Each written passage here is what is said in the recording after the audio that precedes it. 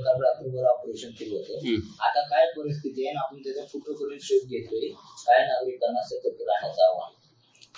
काल सकाळी जो सीसीटीव्ही मध्ये जो आला होता बिबट, आणि तो फॉर शुअर बिबट आहे, म्हणजे कोणताही AI जनरेटेड व्हिडिओ असण्याची शक्यता नाहीये. मात्र तो कुठलाही डॉक्युमेंटेड, म्हणजे आमच्याकडे जे डॉक्युमेंट्स आहेत लेपर्डचे वगैरे, त्याचा रोजेट पॅटर्नवरून आम्ही जे डॉक्युमेंटेशन ठेवतो त्यानुसार तो आयडेंटिफाईड होत नाहीये की यापूर्वी कधी आम्हाला दिसलेला होता. मात्र तो फॉर शुअर दिसलेला आहे. आणि काल दिवसभर आणि काल रात्री ज्या वेळेस पूर्ण ऍक्टिव्हिटी आम्ही त्या ठिकाणी फॉरेस्ट डिपार्टमेंट आणि रेस्क्यू जी NGO आहे यांच्या माध्यमातून आम्ही त्याचं पूर्ण मॉनिटरिंग केलं. कारण इनडायरेक्ट सायटिंग सुद्धा दिसलेले होते, काही ठिकाणी पगमार्क्स वगैरे दिसलेले होते.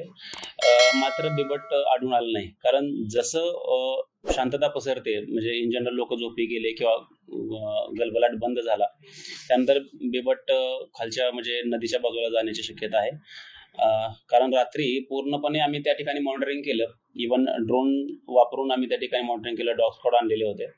मात्र लेपर्ड आढळून आलेला नाहीये. त्यामुळे तो मानव वस्तीपासून दूर गेल्याचं निदर्शनास येत आहे. सर, तिकडे विमानतळावर सुद्धा एक वावर दिसला आणि आज बैठक होती. या बैठकीत काय झालं आणि हा जो आला होता तो कुठून आला असेल? साधारण तुमच्याकडे तर बिबट दिसत नाही. बिबट लोहगाव परिसरात आणि विमानतळावर जो आपल्याला एप्रिल आणि मे महिन्याच्या काळात जो बिबट आपल्याला आढळून आला होता, तोच बिबट परत एकदा आपल्याला 19 तारखेच्या रात्री 2 वेळास एअरपोर्ट ऑथॉरिटीनं आम्हाला मेल केला आणि त्यात त्यांनी सांगितलं होतं की असा बिबट आहे. तर त्यानुसार आमचं मॉनिटरिंग सुरू आहे. कारण लोहगाव परिसरामध्ये जो आता बिबट आपल्याला आढळतो पूर्णपणे अडल्ट लेपर्ड आहे आणि तो बऱ्याच दिवसापासून तिथं स्थायी स्वरूपात आहे. म्हणजे स्वतःची त्यानं टेरिटरी बनवलेली आहे आणि त्याच्या टेरिटरीमधला एक भाग हा विमानतळाचा भाग येतोय. त्यामुळं तो एरिया थोडाफार काही कालावधीसाठी वापरत असतो. त्यानंतर आपण एअरपोर्ट ऑथॉरिटी आणि एअरफोर्स सोबत बऱ्याच दिवसापासून, म्हणजे forest department, rescue NGO, airport authority आणि एअरफोर्स या सगळ्यांच्या संयुक्त विद्यमानं आपण तिथे काम करतोय. मागच्या एप्रिल-मे पासून काम करतोय आणि त्यामध्ये आपल्याला बऱ्यापैकी यश मिळालेलं होतं. वेगवेगळे जे टनेल खाली होते ते टनेल देखील आता एअरफोर्सच्या माध्यमातून बंद करण्यात आलेले आहेत. नंतर आता हा बिबट्या आपल्याला जो दिसला तोच बिबट्या आहे हे आयडेंटिफाय करण्याचा आम्ही प्रयत्न करतोय. मात्र आम्हाला शुअरिटी आहे की लेपर्ड तोच आहे. कारण त्याचा टेरिटोरियल एरिया जो आहे तो खूप मोठा आहे आणि तो परत एकदा आत आली शक्यता आहे आणि त्याचं मॉनिटरिंग आमचं सुरू आहे सध्या. आणि आता आम्ही तिथं, कारण लोहगाव गावाच्या बाजूला आम्ही ट्रॅप केज लावलेला होता त्याला पकडण्यासाठी आणि थोडाफार त्याला ही जाणीव आहे, लेपर्ड पूर्ण अडल्ट आहे, मॅच्युअर आहे आणि क्लिअर सुद्धा आहे की त्याला ह्या गोष्टी तो टाळतोय, केज वगैरे टाळतोय. त्यामुळे आम्ही बऱ्याचशा वेगवेगळ्या टॅक्टिक्स करण्याचा प्रयत्न करतो आणि सध्या आता एअरपोर्टमध्ये जो लेपर्ड आलेला आहे तो निश्चितपणे त्याला मॉनिटर करण्याचं काम सुरू आहे. आणि आता आज आमची सभा म्हणण्यापेक्षा आम्ही एक फील्ड दौरा तिथं आयोजित केला होता. त्यामध्ये एअरफोर्सच्या वतीनं सिंग होते आणि मी स्वतः गेलेलो होतो. रेस्क्यूचे काही सदस्य होते, फॉरेस्ट डिपार्टमेंटचे तिथले स्थानिक रेंज फॉरेस्ट ऑफिसर आणि स्टाफ होता. आम्ही तिथली पाहणी केली. काही ठिकाणी आम्ही कॅमेरा ट्रॅप ऑलरेडी डिप्लॉय केलेले आहेत. आता त्याचे दररोज चेकिंग करणं सुरू आहे. परंतु मागच्या 2 दिवसामध्ये तो लेपर्ड तिथं आढळून आलेला नाहीये, कारण तो वेळोवेळी आपली जागा बदलतोय. मात्र रनवे पासून तो लेपर्ड खूप दूर आहे आणि या पूर्ण माध्यमाच्या वतीनं मला सांगावं वाटतंय की हे फक्त लेपर्डची सायटिंग आहे, इन्सिडन्स नाहीये की निगेटिव्ह इंटरॅक्शन कोणत्याही पद्धतीचं लेपर्डकडून नाहीये. आणि मात्र रिस्क आहे आणि तो पकडण्यासाठी आम्ही प्रयत्न करतोय. आणि मीटिंगमध्ये सुद्धा सध्याच्या सभा आता आमचा जो फील्ड दौरा झाला त्यामध्ये देखील आम्ही थोड्या नवीन टॅक्टिक्स वापरून काय करता येईल याबद्दल थोडी चर्चा केलेली आहे.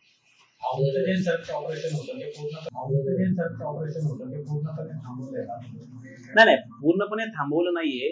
आम्ही निगराणी त्याची करतोय. कारण जर तो आता तरी आपल्याला आढळून आलेला नाहीये, काल दिवसभरात थोडं त्याचं डायरेक्ट किंवा इनडायरेक्ट सायटिंग्स किंवा कुठल्या सीसीटीव्ही मध्ये कुठेही काय आढळून आलेलं नाहीये. त्यामुळे सर्च ऑपरेशन आपण थांबवणार नाहीये, कारण लोकांची लाईफ हीच ऍट टॉप आहे, प्रायोरिटीवर आहे. त्यामुळे आपण ते मॉनिटरिंग करणारच. नाही, आता बघा, बिबट्याचं आपण ज्या भागाला तो जाणं अपेक्षित आहे, नदीच्या बाजूला किंवा बोपखेलच्या बाजूला, तिकडच्या दोन्ही टीमला आम्ही सतर्कता सांगितलं की या बाजूला कुठल्या डायरेक्ट इनडायरेक्ट सायटिंग दिसत आहेत का, कुठल्या सीसीटीव्ही मध्ये दिसत आहेत किंवा कॅमेरा ट्रॅप मध्ये दिसत आहेत, याची पाहणी करा. कारण जनरली दिवसा यावेळेस या बेबट एका ठिकाणी लपून राहत, कुठलाही वाईल्ड अॅनिमल हा लपून राहिलेला असतो, तो अर्ली मॉर्निंग किंवा लेट इव्हिनिंग शिकारीसाठी बाहेर पडत असतो. त्यामुळे शांतता झाल्यानंतर ऍक्टिव्हिटी वाढते. तर काल रात्रभर आपलं ऑपरेशन सुरू होतं. आज रात्री देखील आम्ही त्याची कुठं आपल्याला नक्की सायटिंग्स मिळत आहेत किंवा कुठल्या हालचाली मिळत आहेत, कुठून मेसेज येतोय का हे बघू आणि तशी कारवाई करू. सर, ग्रामीण भागानंतर आता शहरी भागामध्ये अलर्ट जारी केलेला आहे फॉरेस्ट डिपार्टमेंट. एक बघा, सहजीवन म्हणजे जो आपण गोष्ट म्हणतो की जुन्नर असेल किंवा पुणे डिव्हिजन मध्ये बिबट असतील, हे मुळात त्यांचा जन्मच मुळात ऊसाच्या शेतात किंवा असा हा झालेला आहे. त्यांच्यासाठी जंगलमध्ये ते क्षेत्रच आहे. आणि सध्या काय झालंय, थोडं आता ऊस तोडणी सुरू झाली, ठीक आहे, मग त्यांचा हॅबिटेट मधून ते शिफ्ट होत आहेत, एका ठिकाणी दुसऱ्या ठिकाणी शिफ्ट होणं. त्यामुळं आता अलीकडच्या काळात एकदम हॅवॉक असा झालाय की एकदम बिबटे सुटलेत का सगळे असतं. मात्र ऊस तोडणी सुरू झाल्यामुळे ह्या गोष्टी आपल्याला जास्त प्रमाणात दिसत आहेत.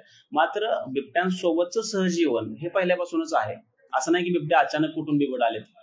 पण ती जुन्नर परिसरामध्ये अनेक हल्ले झाले, त्याकडून झाली, लहान मुलांवर पण झाली. आता शहरात सुद्धा वेगवेगळ्या नागरी भागाची बिबटे दिसतात. काय काळजी घेते वन विभाग आणि नागरिकांनी काय काळजी घेतली? एक बघा की मी आता जसं तुम्हाला सांगितलं की सहजीवन हा कॉन्फ्लिक्ट म्हणण्यापेक्षा आपण म्हणजे निगेटिव्ह इंटरॅक्शन झालं तर तो कॉन्फ्लिक्ट आहे.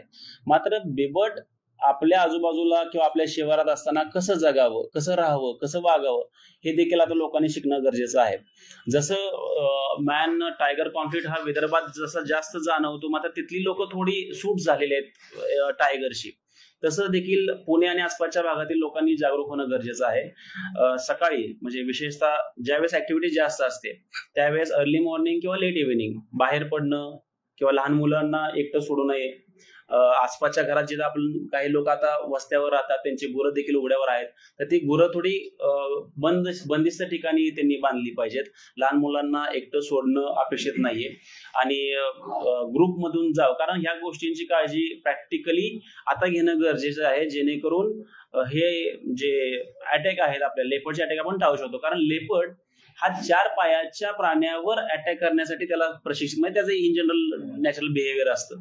ज्यावेळेस आपण वाकलेल्या अवस्थेत असतो किंवा बसलेल्या अवस्थेत असतो, आय कॉन्टॅक्ट ज्यावेळेस येतो त्याच्या डोळ्यांशी, त्यावेळेस अशा व्यक्तीवर म्हणण्यापेक्षा प्राण्यावर त्याची अटॅक करण्याची शक्यता जास्त असते.